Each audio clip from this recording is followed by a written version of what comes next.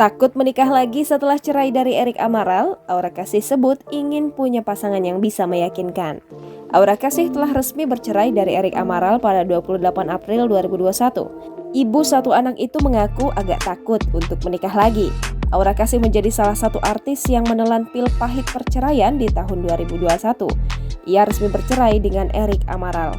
Hal itu diketahui dari hasil sidang yang digelar pada Rabu 28 April 2021 di Pengadilan Agama Jakarta Selatan. Kini, Aura mulai menata kehidupan barunya bersama sang putri sematawayang, Arabella. Menjadi single parent tentu bukan hal yang mudah. Lantas, apakah Aura berniat untuk menikah lagi?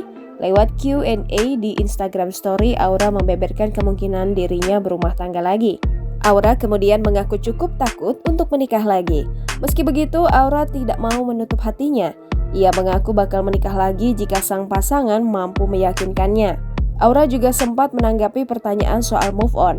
Blak-blakan, wanita berusia 34 tahun itu mengaku sudah move on dari mantan. Hingga kini, Aura belum terlihat menggandeng kekasih baru. Meski begitu, ia sudah punya rencana mengenai momongan. Aura ingin memiliki 2 orang anak lagi. Jangan lupa subscribe, share, komen, dan like ya!